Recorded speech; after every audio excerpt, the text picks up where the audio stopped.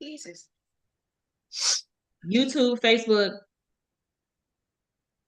Okay, it's about to. Oh, sorry. No, you didn't. Okay. There we go. Now we're in the right place. It's a long story, but so we're here today to talk about. Okay, I just need to confirm. Talk about being a small business, being able to set up your small business. I feel like a lot of times we want to start a business or we have a great idea or we have something that's clutch that was like, "Oh my God, that would be excellent." But we're missing a lot of key parts to the puzzle, which one causes a lot of small businesses to fail. It causes us to miss out on a lot of business and money, grants, like you name it, not having the right system set up. Like if I meet you and I want to do business with you and I say, "Oh, well, give me your website." I want to obviously want to see what you've done and see what your business is about. So I wanted to bring somebody to talk about how to set that up correctly and the different ways to set it up because we just don't know. And you only know what you know. There's nothing wrong with it. It's not saying, "Oh, well, you should have did this or you should have did that." That's not what we're here to talk about. We're here to talk about some of the ways that you can really get it together and just be the best you can be. I mean, in lack of better terms. So, of course, I always bring somebody with me. So, I want to give her a chance to tell you who she is, what she does, and all of those things. Her information is in the notes already, her website and Instagram. So, feel free to follow her, go to her website. Um, Tell them about yourself, Jay. Yes. Hey, everybody. And thank you for having me on your show, Nia. Money Perspectives. I like it. In general, it's just nice to be able to catch up with friends and people that I think are dope. So, as much as you're like hyping me up with this, oh, she's going to give all this branding. I'm like, look, y'all, y'all take notes from Nia. Like, I mean, I'm cool with what I'm cool with, but also this is a conversation. So yeah, I'm happy to be here. I'm Jay Stevens. I am the founder of Rich Like My Melanin Financial Solutions, RLMM Financial Solutions. And I have about 20 years now, 17 years of corporate finance experience. Specifically, I use technology to improve financial processes. So I started out as an auditor for the Navy, and then I went to Big Four Consulting. I was at KPMG and Deloitte, where I did all kinds of fun things for federal clients. And then I went to Facebook, and at the time it became Meta, and still using finance, setting up processes to kind of get more transparency and everything.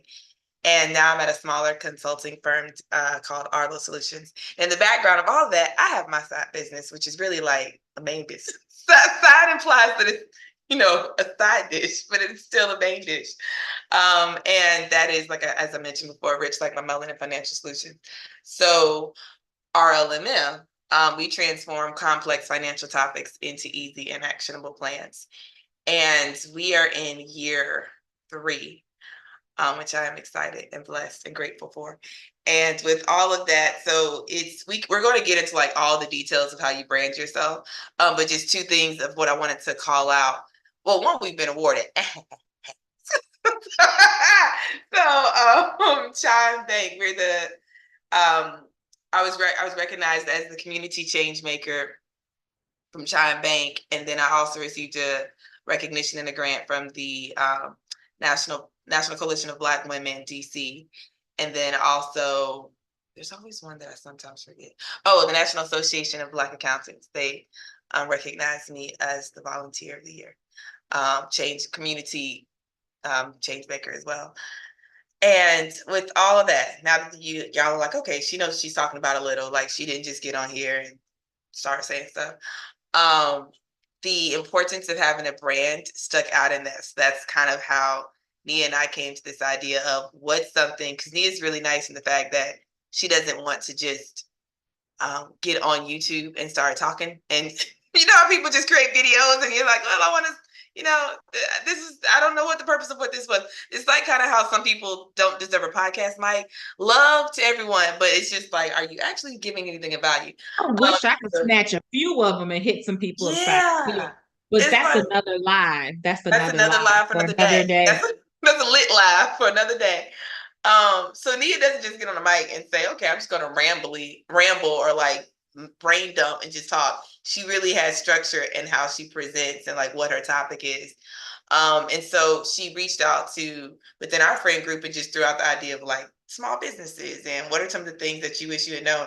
And so many of us jumped up and said we'd love to be able to share advice. So this is all the been there, done that things that we have learned. I know I'm not the first one to come on, but like this is just a series. So it's really nice to be here. Okay, that was all of that. And now that you know that, you know, we're talking about brands, feel free, throw the questions at me. I can also just, you know, share advice and experience that I've had that helped me get better. Where I get strong, have a stronger brand. Because let's be clear, I didn't come out the gate looking like you. Like my first website was real. You know what? It's nice when your family's just like it's so easy to understand. It's I I look like back that at color some of green. my first videos, my first Yeah. content, and it's just like, oh. But everybody starts somewhere. Like you have to Yeah. start somewhere because if you don't start somewhere, that means you never ever tried and you never Yeah. started. You got to go ahead and be okay with making those mistakes. And that's why we make things. So just to let you know, Jay, so I went live with Kamari and we talked about tax tips, Yes. setting up your finances, Oh, preparing for yeah. tax time as a business, biggest mistakes they make financially when it comes to like preparing for tax time and bookkeeping and different things like that. And then we'll be talking with Anthony on Friday, the last day of May, which is actually my daughter's birthday. But we'll be talking about um, business credit, like the Yeah. right way, not like a lot of these different things you see online and they're telling you like, oh, just buy a Mhm. G-Wagon and go do this and go get all your cell phones in your business name. Like real learning how to structure and set your Yes. business up. So that's why we're here this Yes. month for the month of May. I like it. I like it. Also, two cool people, Kamari and And then you talking about something a little bit. Meta don't hire anybody. oh, thank you, friend. Mark ain't playing. Mark is not up there playing around. Like that's why we on Please, Zoom. money. Because Mark Mark, don't play said with money. no. And Mark said no more going live in groups. Because Mark didn't need it no more. So he said, yeah, no. Yeah. So speaking of brands, it's interesting to hear what people think of Facebook because when they, especially when I was actually working there and they found out, and some people obviously just expected me to be able to like, I don't know if if their account had been shut down, they expected me to be able to fix it. And I said, that's not the department I work in. I Also, be an accountant. You could be an yeah. accountant And I'm like, somewhere. there are things we can do, like any Facebook employee can do to try to help. But I was like, I'm not in that department. So Yeah. like Like I can't help it. I'm in Um, supply chain management. Like I can't right. help you. I'm over here. I want to help you, but also maybe if you were taken down, maybe there's a reason for it. And have you considered I'm not the person who makes that decision. I didn't shut you down, sir or ma'am. But yeah, so people consider that, and then people sometimes are just like, "Oh, Facebook is terrible," and it just depends. It can be interesting. And having said that, it's ironic. Like I intentionally do not use my Facebook page. I have one. I it is. I think at one point I even just deactivated it because when I thought through my brands, it just didn't fit. And so I didn't do it, which maybe gets us to the first little tip. The importance of actually having a brand. Before you have a website, any social media account, a business card, you get something printed on a t-shirt or a mug. My brand isn't on here. This is just create your happiness. I thought that was on point for today. I like having mugs that have hidden, little subliminal messages. So as rock calls, I'm just like, look at the message. So yeah, create your happiness, create your brand. Before you do anything, it's important to, for yourself, be able to articulate your brand, your position, your value add, your target customer. And what I mean by that is there something you can say, not a mouthful, like picture 20 words or less that says what you do, what your company does, how you add value. And that's mainly because you want it to be something where people instantly like click and think in their mind, this is what your company is, and this is how it is available to help me. It becomes the kind of the key that people need to be able to pass your information on. So mine, I mentioned it earlier. That was what I was going to say, that like the two things. I mentioned my corporate brand earlier, and then I mentioned what my business's brand is, because they're two different things. I am like I created my business, but I have other people that work for me as well. So we all fall under that corporate brand, but my individual brand, like what I bring to the table, counts too. So my individual brand is, hello, I'm Jay Stevens. I use technology to improve financial processes. And that's it. It clicks. And I will say, shout out to Deloitte. When I was there, they really got us to understand the importance of being able to introduce yourself in that way, because there's the difference between you being able to sell work and get new contracts and people knowing to bring you onto a team. If they can just say, okay, I have this audit system that isn't working, or we need to figure out like how to automate this reconciliation process, and they know I can do that. They're like, this is something that's related to finance, and we know Jay knows finance, and she knows how to use technology. She knows how to do software development, whatever else. So it's all of that. But then my company brand is transforming complex financial topics into easy and actionable plans, which means this is something that's difficult to understand in finance. It's like, oh, I have this convoluted tax return. I'm going through my first home buying process, and I need to, like, it's not an everyday thing where I'm just going to get groceries and I'm trying to budget. I'm having these really big financial moments, and I need to understand it. But not only do I need to understand it, I need to be able to take action. So that's why I do the whole transforming complex financial topics into easy and actionable plans, because I don't think it's enough to just tell someone um, how to do it or tell them what they should know, but rather it's more important for there to be a plan for them to go forward so they can feel like, okay, I won't be stuck in this forever. And the reason, or I would say the number one resource, the only time I'm about to plug something right here, because I'm not trying to turn this into a sales call at all. Like, I get no commission for what I'm about to say, but I really do believe in this product. And so I'm sharing with y'all this book. I'm going to pull it all the way up front. There we go. Building a Story Brand with Donald Miller. Shout out to him. There's a reason he's the number one Wall Street Journal best. Child, why am I tongue tied? Wall Street Journal bestseller. And I didn't even know about this book at all. One of my friends in like our little finance community mentioned this to me about 2 years. Like, I was in the first year of my business, and he just asked me, what does your company do? And when I tell you, it was the longest run-on sentence. Like, well, we help people with, you know, personal financial coaching, but then also like sometimes corporate stuff. And then it's really cool. Like, sometimes I'll be asked to speak at things. And then like maybe in the future I'm gonna create a course, but I don't know right now. But then like I also think it'd be really dope if I had some products. And there's some products on my website. And it was just like, man, But that's where we all started. I mean, I'm still yeah. not in mind. As somebody in, I just relocated. So for anybody just watching this that don't know me and not, I relocated to a different state at the end of 2023.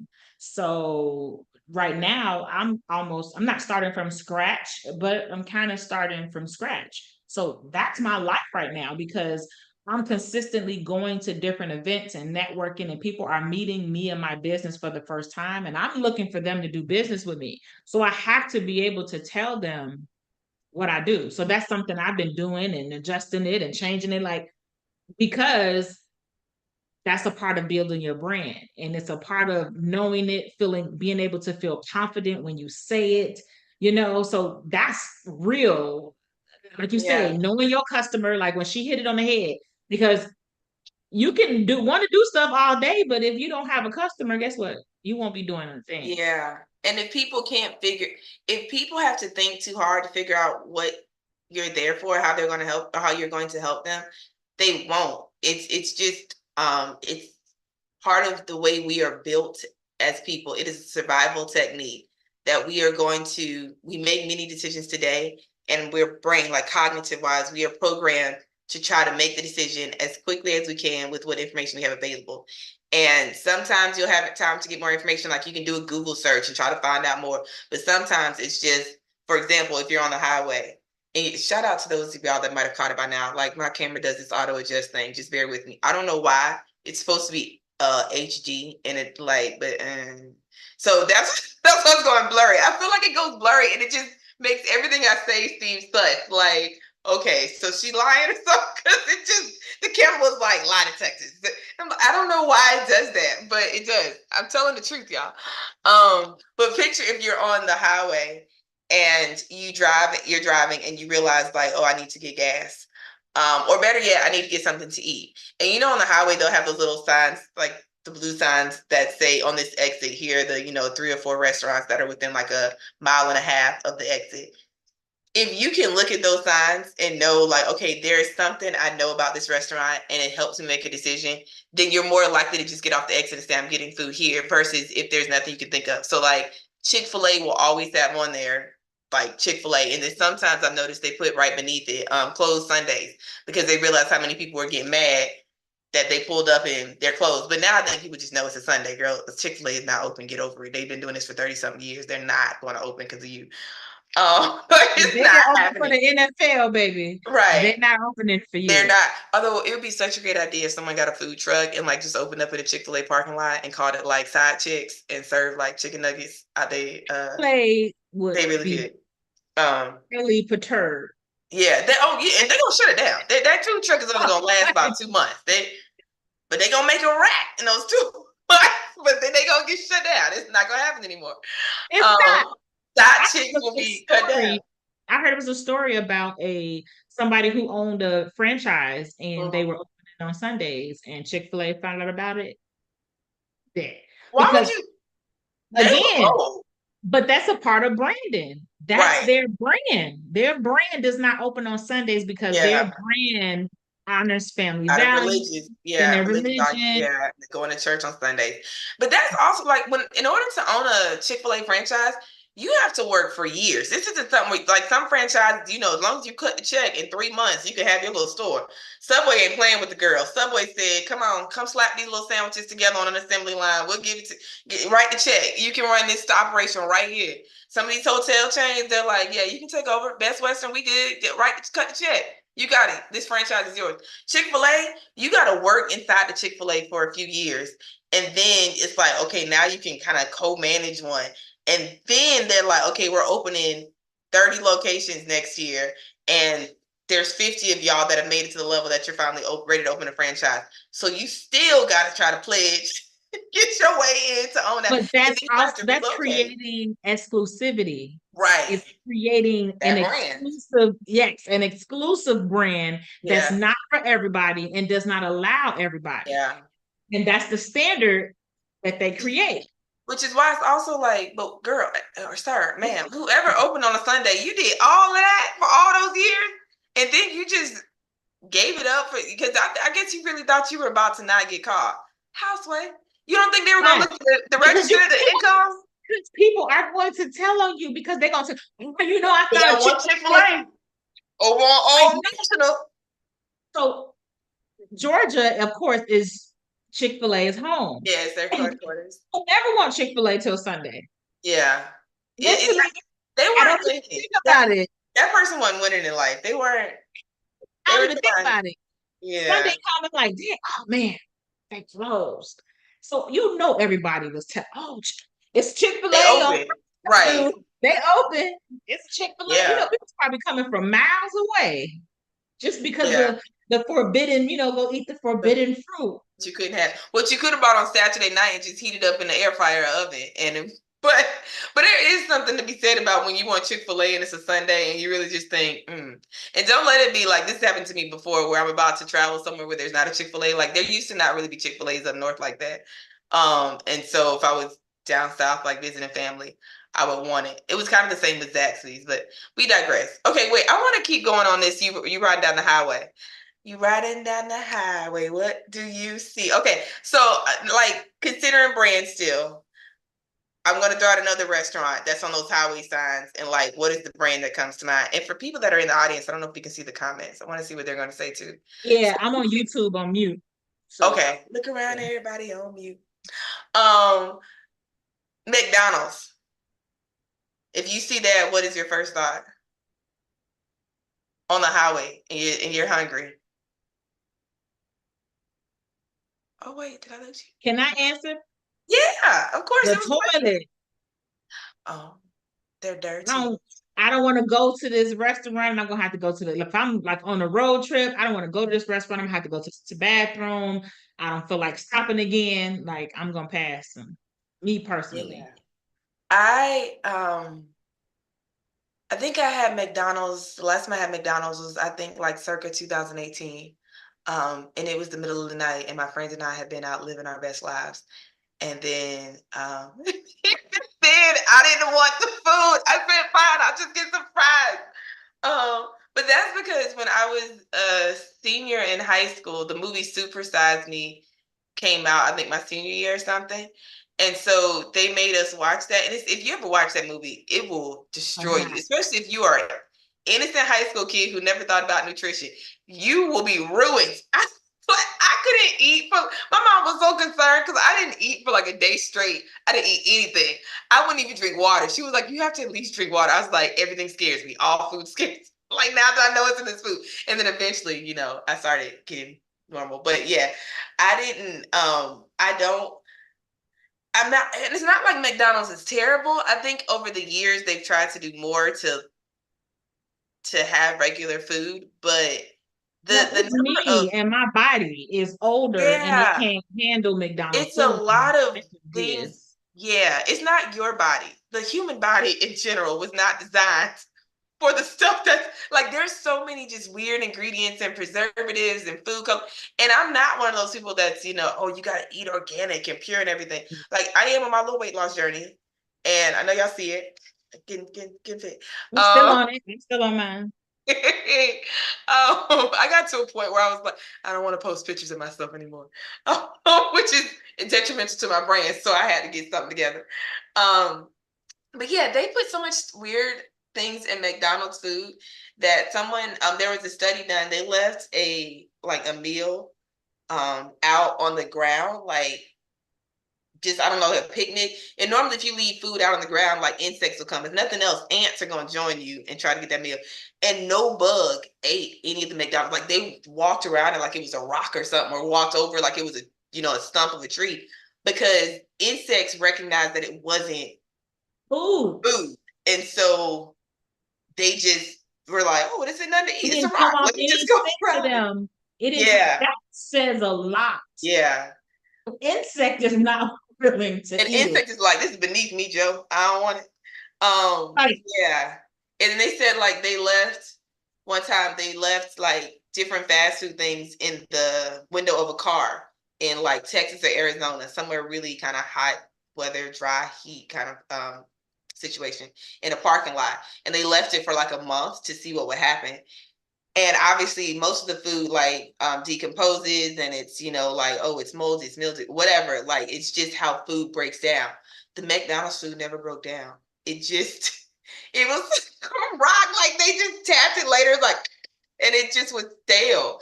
And so again, they were like the number of preservatives that natural elements will not break this thing down, and you're putting that in your body. So that's why every time I want to think McDonald's, I know they also have great branding when it comes to marketing to kids, though. They were one of the first companies to recognize the importance of marketing to kids for a restaurant. A lot of times in that, because this was like the 50s, 60s, I believe, when they started doing this, things were marketed towards parents and adults, because those are the ones that were spending money, and specifically men, because this is also a time when women weren't allowed to have credit cards or anything, have bank accounts. Like we didn't get that until the 70s. So it was marketed towards the woman in the sense of like, oh, you're too busy to cook.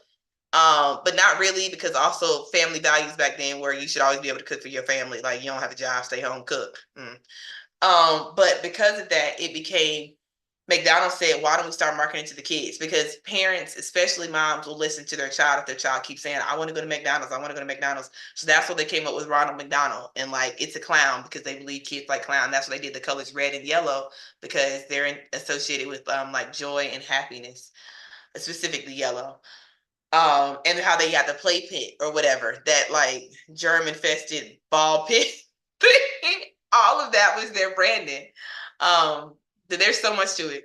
Also, they did a good job of hiding how the company actually came to be. The real like origin story of McDonald's, it was two brothers that just started it, and they created their own I concept, but saw that movie. yeah, Ray Kroc, I believe it was, he came in and took over and grew their business so much that they couldn't even afford to sue. Like they threatened He to sue and kick him trademarked out. it too. Yeah, and they were like, we can't afford to. He's like, if you go to court with me, I got more money. I will out court you, and you will never own your business again. And he did that for years. The fact that we all thought of him as the founder of McDonald's for so long, no one questioned it. Again, Yeah, it's a branding. Ray Kroc Center in Chicago. There's a Ray Yeah, Kroc. and there's nothing wrong. Like he was a great businessman, but he also was problematic. Like, how do you steal? Correct. Like they can't even use their own last name. Is wow. Right, right. Bananas. I saw that story. And so another thing in Chicago, they have McDonald's University. Mm, So I had to go to a conference and it was at McDonald's University. So they have like all that's the cool. different like memorabilia and Yeah, history and pictures. And somebody told me that, and it was on Netflix at the time, and it was like, go watch that story. yeah. But That's yeah, dope. at the end of the Yeah. day, when you were a child, though, they That definitely was market they it. marketed to kids Yeah. extremely well because every child wanted a Happy Meal. Yeah. And they So must try. you saying that Yeah. yellow stands for happiness, and then the Happy Meal was their signature product to children. And it worked. That's sticking to their brand. Like if I ever Yes. seen it, because a lot of people I've heard. So I've been in a few business accelerators or different things, and a lot of people are like, well, I don't know how to make it work for mine, and it's like, well, I think it's because people have to think outside of the box, and they don't. So they're like, oh, I sell clothes, so can't if I no, you don't sell clothes. You help women find their beauty. You know what I mean? Like, so it's like you got to learn how to, like, you essentially what Jay said in the beginning, communicate what you're gonna do for me, because at the end of the day, everybody got to whiff them. What's in it for me? So Mhm. learn your brand is teaching people and showing people who you are. When you see that Target symbol, we all know who it is. Mhm. We all know we all know because they have created a brand, and Yeah. people a lot of times would get on you about what you did. And it's like, well, did you know what the Target symbol? Like when Target first came out, when McDonald's first came out, you got these random golden arches. They weren't this famous brand that they are Yeah. now. It was a random M. Like what is that? So Yes. Yes. you You're create right. You know yeah. what? So right. So very right. Um, You see the Google. random remember the dog Yeah. in Kettle Bullseye. Taco Bell? Oh yeah, your Quiero Taco Bell. Oh, And the that's toy good. had a dog too, yeah. Yeah, I was gonna say the way I put an accent, I was like, that's a little racist. That wasn't right. Yeah, yes, that little dog was everywhere. That little Chihuahua. Yeah, then Target used to have a dog with the eye. Like all that is Yes, branded. bullseye dog. Um, Yeah, all of Bullseye Dog. You're right. all of those good strong brands, and Target just makes me happy now. I said, oh, that's a place to just go and walk around and have a little joy. Give me a Target run. Let me walk through TJ Maxx for a few hours. Like I don't even need to buy stuff. It's just seeing the fact that it's all these lovely products that I could buy. Makes me it gives me a little peace, a little happiness. Okay, so we talked about the importance of having your brand. I think another part of that is truly understanding your customer and your client. And this is where Facebook and in general social media, where they succeed. These companies really spend money and time on understanding what their client and who their client and where their client, like anything their client. And I recently did it. So I should add the full disclaimer. Again, I do finance and I understand marketing because I got my MBA and so we took marketing classes. But I'm not going to claim like I'm the creative one when it comes to marketing stuff. I have a marketing company I work with, and I have them on retainer. They do a great job. One of the things we did, like we're doing bit by bit, building out my brand in different ways. And one of the things is understanding my customer. And so we did this whole brand sheet on who is my client, what's the target demographic, and then everything about them. And I knew who my client was as far as honestly, if you're on social media in any way, you can kind of see usually there's something if you go to like your manager dashboard, manager business page or whatever, you can see the demographics that click on your page and like how long they click and how long they're there. So you can see, oh, 75% of the people that follow me are women. The majority of people that follow me are age 25 to 34 or 35 to 44, something like that's where my demographic tends to fall. You can also see what this is specifically for social media. You can see what parts of the country they're in. Like, oh, they tend to be like, I have a lot of people for whatever reason. I'm okay with it. Obviously, DC, because I'm based in DC, but then also I have like New York, Atlanta, and Texas, which I all like those areas because those are definitely areas where my target demographic is, where my like the people that they see me, I see them. But I want to build out Chicago and like Cali more because also areas that just align with what I do. But then it went beyond that. It's like, what does your person like to do? Do they get up in the morning and scroll on social media? Yeah, because almost everybody does that. But are they more likely to want to eat a bacon, egg, and cheese for breakfast? Are they more like, and if they want bacon, egg, and cheese, are they going to cook it themselves? Are they going to go to a restaurant, something to drive through? Do they work from home? Do they, when they want to take off and do something nice for themselves, are they likely to travel? Are they going to do a staycation? What type of things do they own, products do they own in their home that help them like just live their life? Like, are they more likely to splurge on really good coffee and nice coffee drinks every day? Or are they more likely to splurge on like getting their nails done? And these are all the things. And then if they do get their nails done, like, is it at the spa? Are they, it's so many things that break down into knowing my client and knowing your client, because you're able to take that and then say, this is how I can help my person. This is where I can reach them. Like, my ideal client is not going to have to go looking for me. I am going to naturally be ingrained into what they're doing.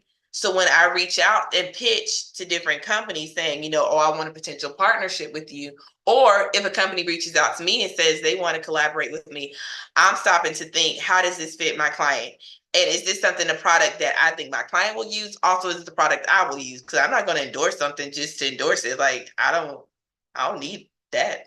I don't need endorsements like that. I'm not going to just say, oh yeah, you should go use, this cleaner or product to cleaning product. No, if I'm not using it myself, I don't want to lie and say, oh, it's so great when I know good and well I don't like it. Because again, that deteriorates my brand. Now people think I'm a liar. If I'm sitting out here saying I'm going to use, product X, but I really know I won't. So all of like knowing your brand, but then also knowing your client, your customer, your target demographic, however you want to word it, to the extent that like they cross over. So when I say tough financial and I mentioned I mentioned that I help my clients understand complex financial topics. For me, that means like they're usually in the process sometimes of buying a home, or they're trying to think through, am I going to be ready? And am I going to be ready for retirement? And in both of those cases, they're at a certain point in their life and something's going on where they think about it. They're like, oh, we just had our first child and now we want a bigger place, and or we want to secure Junior's future. Somebody that reached out to me last week, they said, I found out I'm about to be an aunt and I want to be the cool rich auntie. So like, I want you to help me find and identify different accounts that I can use to save money for my client, for my nephew, niece to be. And all of that came from the fact that they were at this point in their life, they understood that I could do financial things for them. I could help them understand finance. And then I'm like coming in and saying, you better do this, rich auntie. Like, you better go live your life. And this is how I'm going to help you. And all of that just connects to knowing your brand and your client. What are your thoughts on it, Nia? I completely agree. So for me, for the first 2 years of my business, I was serving the wrong client. Oh, Essentially, I had started my brand and I was serving who I thought wanted or needed what I was, giving, yeah. but they weren't. Essentially, the person I was serving, they don't find building their finances a priority. So they Mm, would listen to all of my free stuff and they would be all here for everything I had for free. But anytime it was something that caused them to open up their wallet, they wouldn't. So like I say, been through a few business accelerators, had me do a deep dive, similar activity. What are the first three things they do when they wake up? What are the first three things they do when they go to bed? Like learning who the person was based on who has spent money with me, and especially if they spent money with me more than once. Um, and learn how to duplicate that person. The only way you're going to do that if you learn who that person is. So when I start to dig deep into that, I learned that my customer is actually empty nesters or they didn't have children at all. They're more established, high achieving women. You know what I mean? So it's important because you will be serving the wrong person. Worked hard in 2 years, but for the wrong person because I was serving somebody who didn't feel they needed what I had. So like you said, you basically ingrained yourself in their life to where they don't have to search for you to become Yeah. aware that you exist. Like she said, you have to learn who they are. You can't ingrain yourself in their lives if you don't know who they are, what they Right. like to do, what type of websites they like to look at. Yes. And honestly, it Yes. makes your marketing that much easier. Like, to be completely honest, when you know your customer, because you'll be like, no, they're not gonna like that. They're not interested in that. Right? They don't see that. Yeah. You know? Yes, that is very true. It gives you that level of like, okay, I mean, I see that y'all want me to come and do this alligator boat ride in Louisiana. And like that, you want me to tell my clients about that. And technically, some of them might want to do that. There are people that follow me that like to travel and they like adventure. And I do like that. When I travel, I like adventure. But do you also maybe have something on like the beach, because my demographics more likely to go on a beach vacation than a Right. swamp vacation. Not saying they Yeah. won't, just like being able to think through that. Yeah. Okay, Yeah. cool. Yeah. It makes a huge difference. So I spent two Yeah. years in business, literally talking to the wall. You know what, friend? Because I believe there is a purpose and intent in that. Because I told you my first page. It still made me a better business owner. I Right. can I And can market somebody knew better. you. And I Yeah. still was branding at the time. So if anybody looks me up, they can look back like, oh, you've been doing this for a while. Like, I'm mad at it. It's a part of if I don't have anybody around me that owns a business. So I didn't have anybody to That's show me. real. So I was out there in the daylight with a flashlight, you know? I like daylight with a flashlight. And Oh, that's the only option I had. I don't regret it. I'm not upset about it. It's just a part of the yeah. game. Like, that's Yeah. why we on here, to prevent somebody else from doing what I did. True. And yeah, I've definitely spent time and money following Oh, up with yes, and businesses that money. I when I look back at it, I just tell myself, okay, at least I could write this off of my taxes as a business expense, because I legitimately was putting money into my business. It's just unfortunate that this money was going towards something that really was not going to change the price of tea in China, as my dad Mm-hmm. said. I said it too. Okay. The last thing I will say, and then we can get to the website. Like, these are just the three things I was saying right now, are just like overall brand, and then we'll like rapid fire website. The first was know your brand, like create your brand, have your brand story. The second was really know your customer, your client, and then the third is be authentic. And that I feel like people need so much help with that for a number of reasons. It is terrifying at times to put yourself out there and hope that it's well received, because cancel culture is real, and you can say something that you genuinely did not mean to like offend anybody, or you genuinely were just like saying something and you can get canceled. And the fear, I've seen the number of businesses that are afraid to take any action out of fear of getting a negative reaction. I understand. It's also the reason why some people just don't do social media. I have the number of times I've been an innocent bystander to business business owners going back and forth yelling about like, I don't do social media. I don't need it. And then you'll see someone else who said, well, if you don't have social media, you're not going to win in this. And I'm just sitting here like, I don't think there needs to be an extreme. And I'm only, huh? I feel like that was the conversation too when social media started shifting to video. I feel Yeah. like that conversation got even more intense because then you had a Yeah. lot of people who want to have faceless brands and they don't want to get on Ooh. to, video. Ooh. So I feel like that conversation Yeah. got even more intense when it's like, Yeah. what? Like, you want to get on social media. Now you want to be on video. Right now, I gotta get, like, put some makeup on to. So I think that's why Twitter and X/X did so well for so many people, because you didn't have to have that kind of structure. There were no photos. You had to be brief, so you didn't have to overthink it and try to perfect it. And the people that really understood, I can just get on here and say what I want, It doesn't have to be filtered. Like those people really got a strong following. But then Twitter, X, all of it, it changed so much with all the rules that it no longer felt like you could do that. Instagram became the place of you can do pictures, but there was also Snapchat where it was like you can do pictures, but it only lasted for 24 hours. So if you didn't feel like you looked cute, it's okay. In 24 hours, it's going away. And then Instagram took that. And then what else? TikTok came in. TikTok hit a different generation, and it hit the next generation. I would say under that, TikTok grew a lot because you could get it. It was an easy way to be able to connect with people as far as videos. It kind of reminded me of what YouTube was in the very beginning. Like YouTube, you did not have to be filtered. You could just get up there and do a makeup review.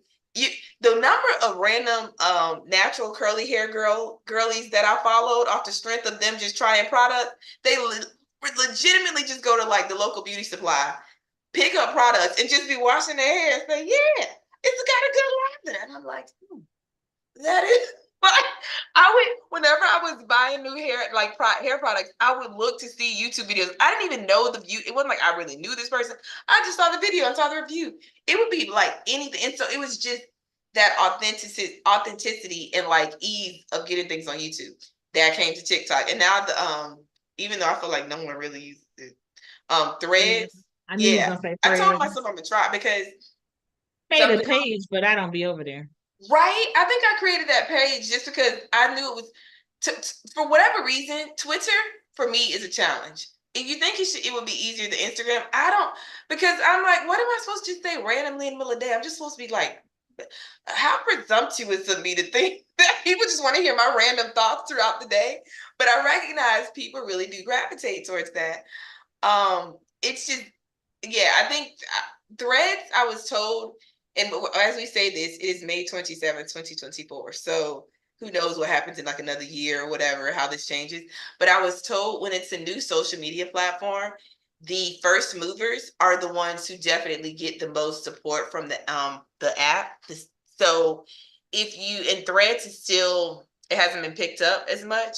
So as it was explained to me, again, listening to different um, marketing professionals, they said this is a good time to get on Threads and like not be perfect with it. Just randomly put stuff like "Happy Wednesday," what y'all doing today or whatever. The same way people treated Twitter, because you're getting so much support, and as your company grows, Threads will put more towards you, more money towards you.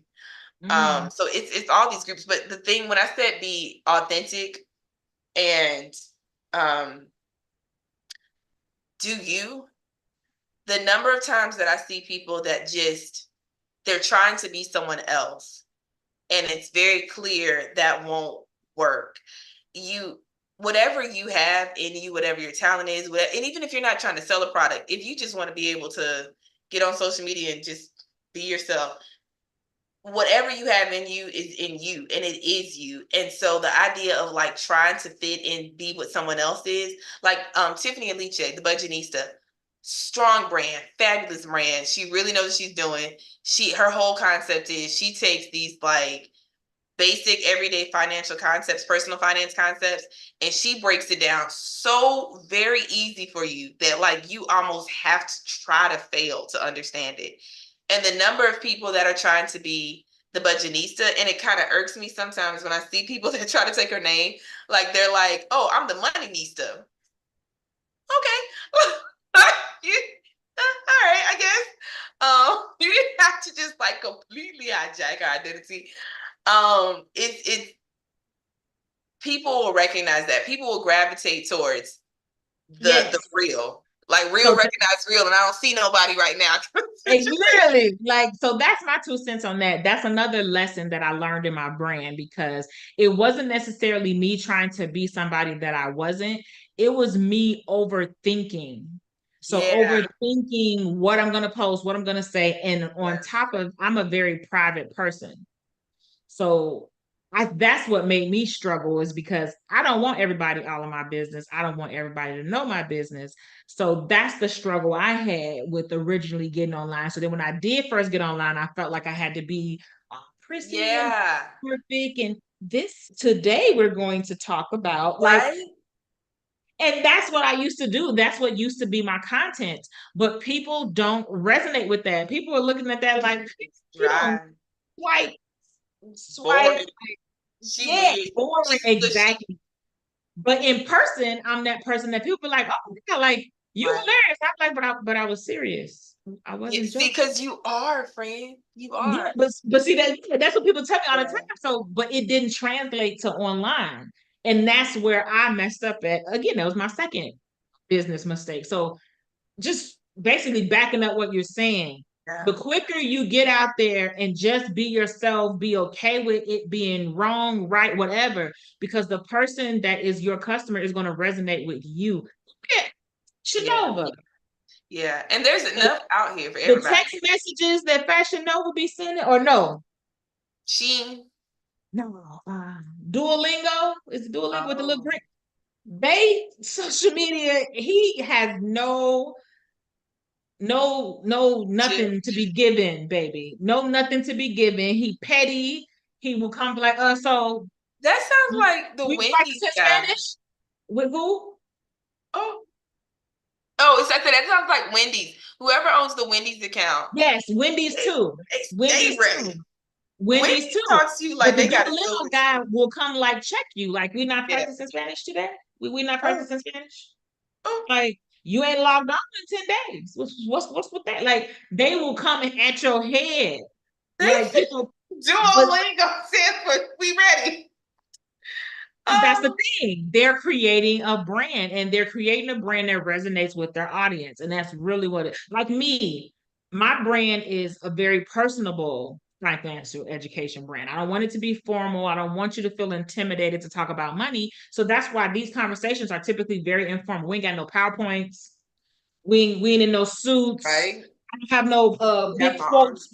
Right. And look, I don't have no quotes behind me You to don't go have against a light, a neon my light, a green degree. wall, like a Right. flower wall. I'm real. We this is it. I ain't got no foundation. I got a lip. That's Oh, it. I did do the makeup. I was trying to But be see, first time. you might wear makeup. See, I don't. Yeah. This is the most makeup. If I want to give a little razzle dazzle, I might put eyes. I don't wear foundation at all. That's who I am. You know what I mean? Yeah. So you have to show up as your brand Yes, and be authentic to that. and be okay Um, that somebody not gonna like it. yeah, oh, now that part, because you do need to have tough skin. Because even if you were perfect, first off, Jesus was perfect, and he still had haters on his team. So it's not like it's an attainable goal to try to please everyone all the time. What is attainable is to be your authentic self and to decide what is comfortable and safe for you. So you mentioned like the whole idea of what you have a private life. Like there are things that I just won't post about. There are topics. I know there are political topics that I have an opinion on, but I choose when and if and when I will post it. There are, because I'm like, this isn't adding, this is, I don't feel like Not starting a adding conversation. value. And It's not it's an adding important value. conversation to have, but I'm not about to go. Because one of the main things I learned for myself, I don't respond to the comments. I try, and Oh, so then you I'm know just what? like, I do respond to the comments, but you know what I say? Thank you. no, I mean, even the Have positive a great ones, even day. when y'all comment, I'm like, I hope they don't think I'm rude. That I Oh, never now respond. that I do. I respond I'll to try to go all back my and like the comments. comments, Yeah, I but respond. I do respond to my comments, but I don't talk I about political try. stuff either because, like I said, I want a more relaxed and tranquil environment. I'm trying to help people get over being stressed and frustrated with Yeah, money. So I don't want to give you topics that's going to get you back in the uproar, get you back upset, yeah, and now we sniffling. arguing in Yeah, the comments because people yeah, feel very strongly about religion and politics. yeah. And So I typically anything, stray anything. away from Yeah. those. I had one time somebody in my comment in my group because I have a Facebook group and she lives in Europe and posted something about oh, it was when the dollar was excelling very well, like it was going up in Europe, and I posted it. And she made a comment and said, oh, like basically what we going through over here, but we got so much going on over here. Like basically saying like we're not paying attention to what's going over there. And I was like, ma'am, I'm a black woman living in America. Right. At any given day, I have a laundry bag full of things that I could talk about of what's going on here. I said, but we typically try to stray away from those type of conversations here. We want this to be a peaceful, safe space for people to come to, and we're not doing that. Like basically, like I could talk, you could talk for days about things that's going on here. Like, man, And it's as they say, it's free to be silent. You it didn't is. have to say that, man. But again, this is why people sometimes feel uncomfortable with being authentic because Mm-hmm. they don't want that concern. Um, okay, so those are the three big tips. Like, know your brand, know your audience, be authentic. And then as it translates to now, it's like I feel like no matter what platform you're on, what you're selling, those are the three things that matter. Mm-hmm. This is just website. We said we would give some website tips. So I'm gonna start trying to think through them. Or not trying to think through them, trying to like rapid fire go through them. And I will try not to tell long stories and all of these because I can. So you want similar to how you want people we mentioned before to like know when they go to your when they think of you, what you do for them. You want that to come across on the website as well. So there are some just basic things that help that you should have on your page. One, it should be something that says about me, about us, something so that people, because even if nothing else, when you have the pleasure of being on your friend's show, share some money perspectives. They need to be able to pull your biography, or they need to be able to like get a picture from you or something. Shout out to Nia because she put together some nice little flyers for us today. Oh, And she did it with the quick. I was like, I didn't even have to send her anything. She said, I know how to use the internet. I'll pull one of your photos. Thank you, ma'am. Appreciate that. two of them actually. You did. You gave two versions. I said, she better get my headshots and make me a photo. Thank you, ma'am. Website and Instagram sure did. Quickly. And I'm intentionally doing this thing. It's gonna be like a full reveal later, where I'm doing 6 months of no social media, which has been a little bit hard at times. Like I don't mind. I will follow and support, and like when I see our people, like our group, our crew, I will give likes, all of that. But I'm intentionally not posting on my page for 6 months. And so when I do my like, okay, and we're back, it's there would be more to it. But like seeing the flyer, I said, "Oh, great!" Like she was able to find me. That's cool. So have your about me, then have what your services are, and that is something where I fail in. I've had people reach out to me and say, "So what do Just you do?" did it. If you go to my website right now, I intentionally have my services page listed, so I know I'm doing the exact opposite of what I'm telling y'all to do. This is by design because the marketing team I'm working with, we're recategorizing and reorganizing my services. There were services that were on my page that I no longer offered, and there were services that I offered, but like they were packaged differently. And we did this whole thing of like, well, I personally just did this on my own of looking at my rates, like what I charge, and really comparing it to like what's out there in the market. And so I significantly like changed the scope of work I did, how much I charge people, the when it comes to like organizations, individuals is one thing. When it comes to organizations, like what organizations do I help? I'm not just going to be a fractional CFO for everybody. So So that's crazy because yeah. so services I just added, I'm gonna Uh-huh. say maybe end of last Or year. products, either one, services or products, whatever you're selling.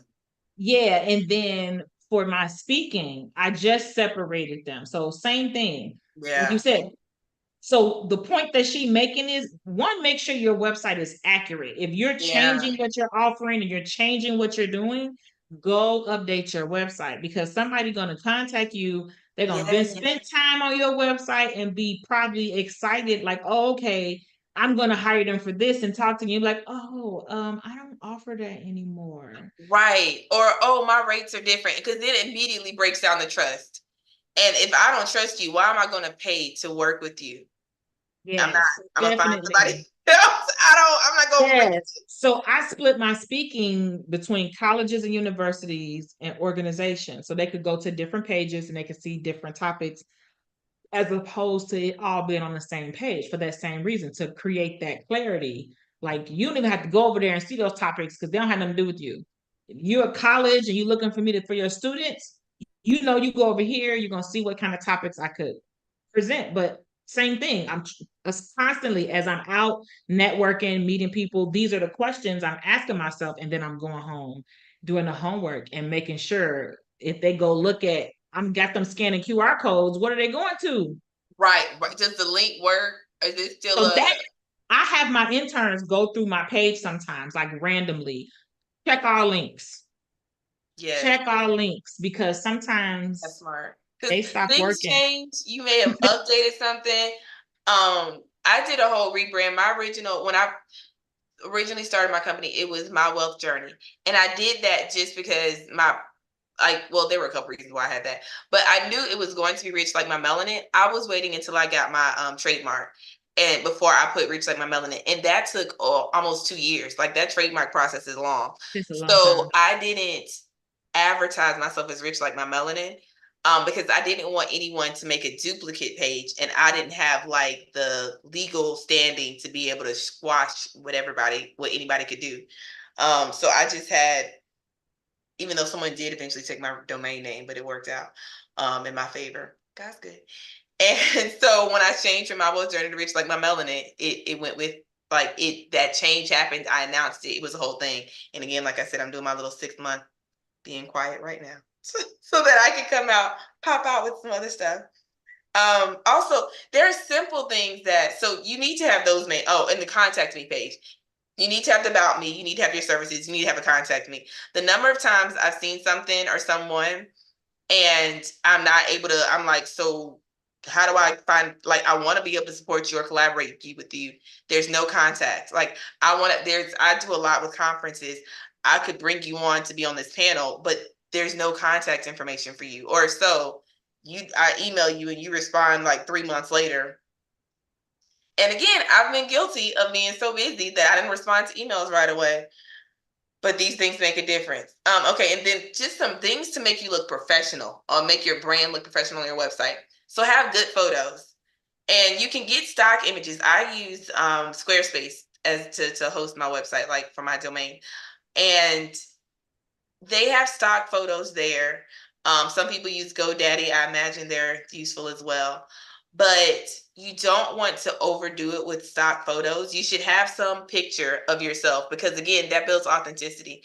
When people, it's you mentioned before, like with the videos and you could no longer just have like a bunch of motivational quotes on your page with some nifty captions. Like you really had to show a face because people start to believe, is this the bot? Did AI create this whole website? And while you can use AI to create a website, it's very helpful. When people do not see a human face that they recognize, then they don't know. Again, they're trying to book with you and they're like, well, I don't really know. And it just breaks down that authenticity. So having a professional photo, but also just using stock images where you can, balancing out the white space. I don't know why, but it seems like people get agitated when there's too many words on the page. So, like, if your page is this long block of words, maybe it gives people anxiety of like all the reading they're going to have to do to understand. But using different font sizes, like if you really want to highlight, some accomplishment, put that in a really large font or larger font, and then like maybe skip a few lines so there's some white space, and people's eyes will naturally be drawn to that. Choosing your brand colors and really sticking to your brand colors and maybe even a brand font. Because again, people just automatically think, I mentioned earlier, McDonald's has the red and yellow being happy. And I can't remember what red is, but it's also a good color in business. Really knowing what your brand colors are. And there's a thing called hex. It's like a 6-digit alphanumeric code for each number. And if you can just send someone the hex, then they're able to say like, oh, I'm creating a flyer for you. And I use a lot of Canva. So Shout out to Canva. They are I was gonna great. say, so I Yeah. want to add something to Go ahead. that. When you make your brand colors, baby, learn them hex codes. Yeah. Anytime you ask anybody to do something for you, you want to send them hex codes because you may not be thinking of it, but they may be able to make it with your brand Yeah. colors as much as possible. Every every workshop I do, every presentation I have, everything branded, Yeah. like And it branded. really does make a difference. Yes. And yeah, use Canva because I used to. So again, I mentioned I started in Deloitte. Well, I was in Deloitte. I didn't start there. I was at Deloitte and KPMG for a little bit, but Deloitte for a long time. And this was before Canva. We used PowerPoints, and they train you how to make a really good deck. They exceptional training on that. I finally got to do Canva because for a while I was trying to use Adobe Photoshop, Adobe Pro, and all of that, and that was not, to me. It wasn't user friendly. I think they're getting better now. They just weren't there at the time. But Canva, the person who created Canvas, this woman, she said, I just want it to be easier for people to be their own graphic designer. And I don't know why, but that just was like Mission mind blowing. accomplished. No one was considering the fact that maybe an everyday person wants to just be able to make their own flyers for their yard sale or for their child's dance recital. And they don't want to have to understand code, or they don't want to have to understand like how to perfectly put things on a grid line. Give them a bunch of templates, and in Canva you can actually create, you can if you have a professional account, which is worth it to me if you really are growing a business, to get up, because then you can like create stuff unlimited.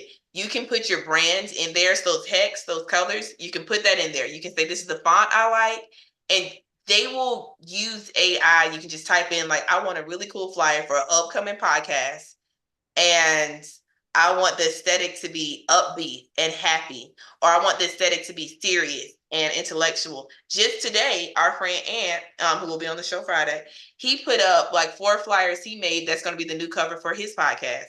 And it was like, okay, like one of those flyers, I said, if you don't look like you about to just like give me all the advice in the world, he had this cool, like sitting in this chair power pose. I said, Well, you you know, better he used to be a model.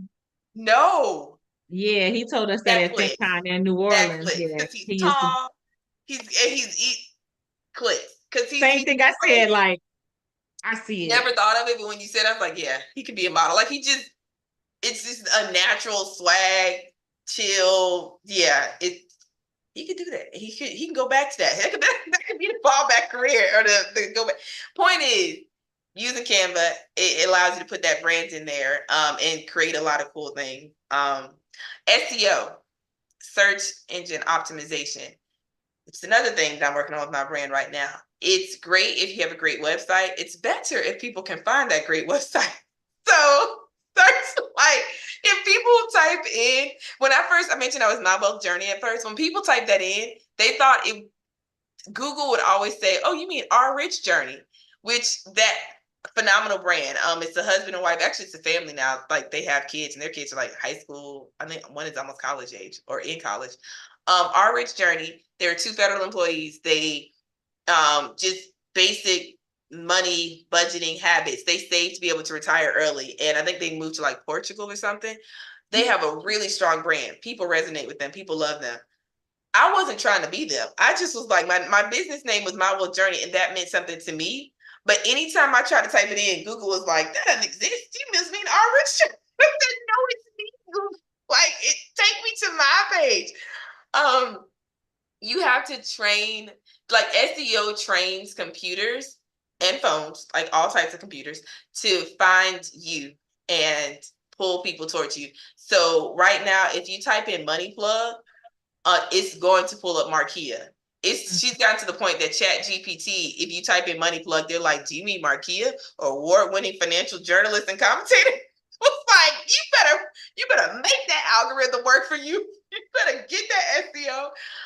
And there's 2 main ways you can do search engine optimization. So one is, it's called kind of like backdoor, and that is not the things you necessarily see. It's like changing the wording for the page description and changing like backlinks. So for example, now that I have the pleasure of being on Money Perspectives, it will cross tag. So like if Money Perspectives comes up and someone talks like Money Perspectives and branding, Nia's brand is strong. It's going to pull up Money Perspectives. Then it's going to pull in my brand, and it's like, oh, this must be the episode you're talking about. So it's stuff that happens in the background, and you can train your computer, your system to do that.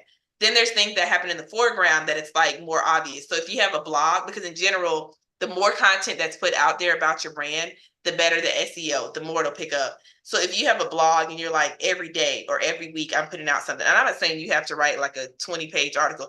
It could be 2 paragraphs. It could be Twitter. You could just do something on Twitter. If you constantly put something out, the search engines will recognize that like every time something's put out, it uses this hashtag or it uses this phrase, which is why you see under all my pictures, it's always hashtag rich like my melanin. And it will pull that in and it will build to creating your SEO. And that's like the part that's on the front end. So that the back end part is like getting websites and pages to connect with each other. The front end part is you actively putting out content that trains the system to associate your brand with this terms. Like if you type in "just do it," it's going to say, "Oh, you meant Nike." It's clearly like that's who these people are. Okay, I feel like those are the main ones. Have a professional look. Have certain pages just because you need them. Be strong on like your color, your images, everything, and then use SEO.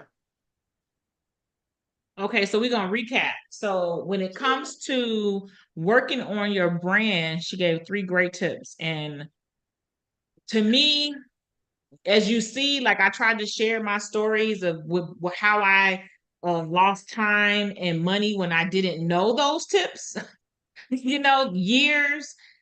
That's what we're trying to help you prevent. So be authentic, be yourself, whatever that is. If you are quirky, like look at The some awkward of the black girl. but look at some of these people on social media, like quirky. People love authentic. You could just be Yeah. walking to the store and people will walk you to the store on live. Like if Yeah. I think if TikTok hasn't shown us anything else, it has truly shown us that people will watch whatever. So be yourself. Everybody else is taken, and it's too much work and energy trying to be multiple people. I know for me, it's exhausting. So, what was the second tip? One was Oh be yeah. authentic. So okay, the 3 tips for your brand overall. Have a brand, be strong in it, use the build your brand story book there, whatever you need to do, but like make sure you have something within 20 words or less you can describe yourself. The second is know your audience. And Oh, your so that audience. you can know where to like intersect with them and naturally just become part of their life. And the third is as you just mentioned, like the be authentic. And be your zany self, be your funny self, be your witchy self, whatever version you are, because you're dope just as you came into this world. You ain't got to change. You just got to go put it out there and tell your story. Those are like the overall brands. And then once you have that brand, how does that translate to your website? And there were just some rapid tips on that. Like we mentioned, SEO was the one we finished with, but then also having certain pages. You mentioned how you did your services page, which is important, having the contact us and then having the about me. And then just the look of it, like your colors, your pictures, the text, how you put it all together, will help it pop. That was it. I know we spent like a whole hour because I'm going on and on. I can talk Yeah, about. it's supposed to be an hour. So to kind of close off and kind of bring in what she said to make it a reality, or like I guess, give you a nice application in real life. Like I said, I just moved here, so I'm meeting people, individuals who might be interested in my courses, and I'm meeting businesses or brands that might be interested in me consulting. So when you go to my page, whether you're a business or a customer, I need to make sure that my page translates to show you how I can help you. Whether you are either one of them, I need to be able, because if you are a brand or a company and you want to hire me for a contract and you come to my page and my page is just like, oh, buy my course. It's like, yeah, I don't want to buy Yeah. your course. You know what I mean? It's like I'm not looking to buy your course. You just missed out on possibly a $10,000 contract because they looking at you like, oh well, she's not what we're looking for because your brand is not displayed to show what services you offer. So you want to make sure that when the person who you want to do business with, you make it as easy as possible for them to get to the buy button.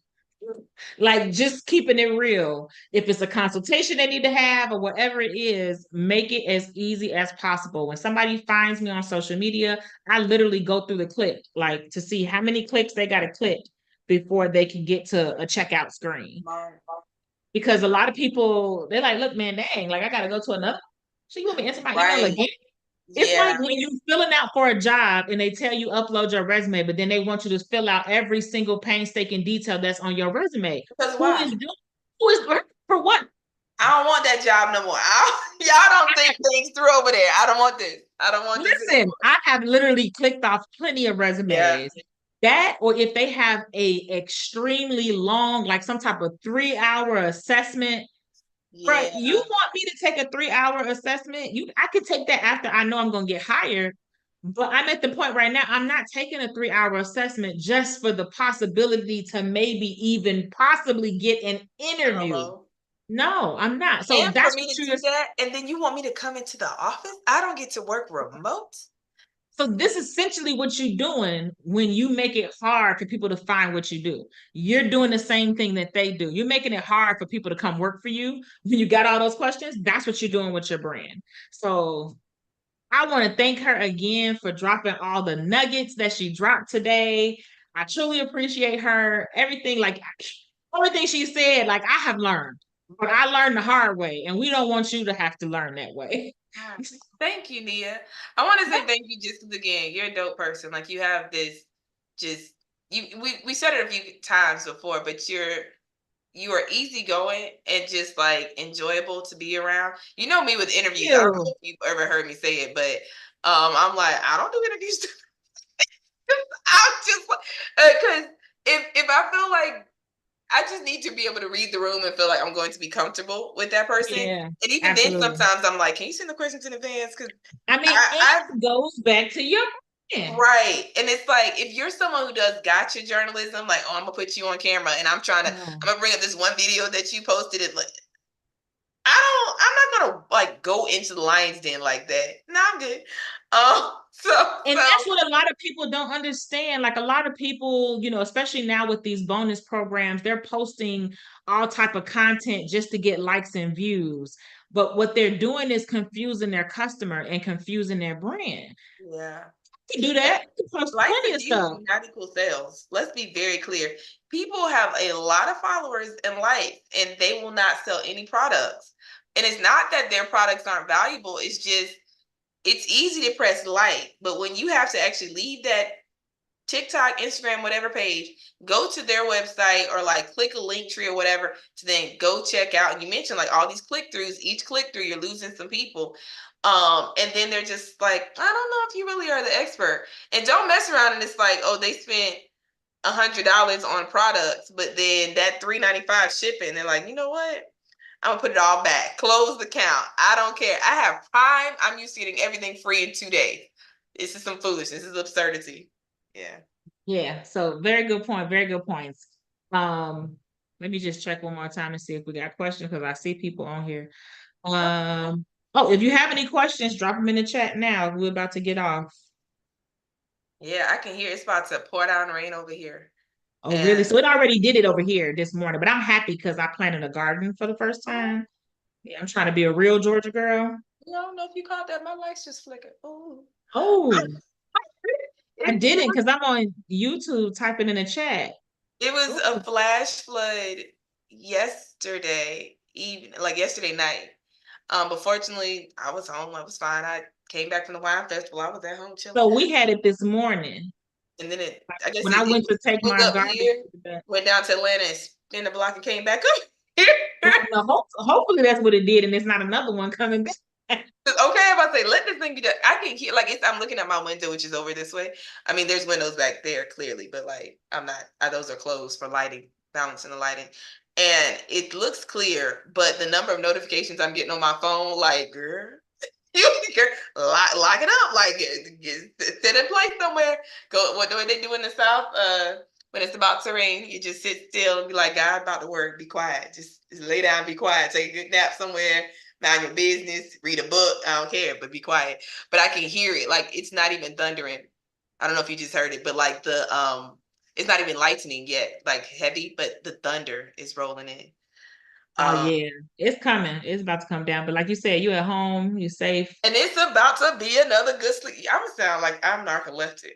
Like y'all be like, did you just say you woke No, up from a it nap? sounds like you an adult. That's what it sounds like, Look, baby. and I've been Shoot. cleaning. I have been working. I've been working too. When I get out of Um, here, I'm gonna go watch me a little TV, yes. shut my mind down and walk on my little walking pad before I go to bed. What's your show that you're watching now? I don't really watch TV. So I watch TV in Spanish. Yeah, I don't watch. Yeah. Face face. I I don't. watch Oh, it so just you're to doing your practice my Duolingo. Spanish. Yeah. And don't do Duolingo. No, I had a private tutor. I just know about Duolingo because I know other people learning Right. Spanish. But yeah, I don't really watch TV. I don't like it. I don't like none of the new shows. Every time I try to find a new show I like, I don't like him. When I do watch TV, I watch like 90s shows. I feel seen. Cause look, listen. I said the number of times I'm not anti new shows. Hey I y'all, just on our way to usually sleep. Oh, go It's a ahead. good reset. I have Carmen said that, but I don't. Hold Okay, on. yeah, sleep is a good reset. Hey, hey, Carmen. Hey, Oh, Curtis. that's she goes. She's talking about sleep. Okay. It's All a good right. reset. Sounds good. Yeah. Okay, got you. Um, Good. I was a little slow for a yeah. second. No, I don't feel bad at all about that. I like being able to watch shows that have completely gone through all their seasons. And Yeah, so that's what I do. I can watch from season one, episode one, all the way to the season finale. Cause it's something about it when I'm like, oh, I don't have to wait, 6 to 9 months before the next season comes out. It's all here. And That's I it. can I don't binge know. on my own Maybe time. that's it. I And do then it like I watch shows I've already seen. The problem that I have with definitely do that. a lot of 90s shows don't have a Spanish version. Oh, they haven't Because done that was before it was very this on brand. It was chic to be multilingual, bilingual. yeah, exactly. Like that was before they even did that with TV. Maybe they didn't have the capacity to do it at that time. I'm not sure. No, that's when it used to be like they would put it at the bottom of the screen. Because I remember my grandma's soap operas, they would do it. It would have the bottom and it would say like go to channel 8 for like SAP and Ah, like that's what. So yeah, they didn't have the capability. Yeah, yeah. okay. That's They what it had the is. English like guide and like and then it was like go to chapter 30 or channel 32 for like the it was I would say like SAP at the bottom of the screen. I feel like I remember it saying SAP. Oh, Carmetta. Her full name is Carmetta. Hey, I know that person. I know that name. Why do I? Reset the brand. Reset the Oh, brand. Carmenta is, I believe, well, she Carmetta from played NBA. FaceTime. Oh, see, Oh, you done Carmenta. talked up this rain. It's raining again. Sorry. It's Uh, okay though, because I put my vegetables gonna grow, and as long as it's raining, the squirrels can't dig up. They're not gonna be out there digging up my seeds. So that is real. Well, thank you for yeah, having me I on know the show. Carmetta. Yeah, from FinCon. I know her. Yes. Yes, there's a Carmetta and then there's a Carletta, I know. And so I was thinking I to know go, a thanks Carletta, but for not from FinCon. yeah, but see, Yeah, she's she not said she just FinCon. said it FinCon, cause Yeah. yeah. Thanks Uh-huh. for joining us. That was so nice. Thanks for joining. I didn't know she was on here. But yeah, so we're gonna close it out so we both can go rest in the rain. Thank you We're so gonna much for sleep having me. good. Thanks for coming. I appreciate your time. I appreciate you sharing all your knowledge. It was a great conversation. And I'll talk to you soon.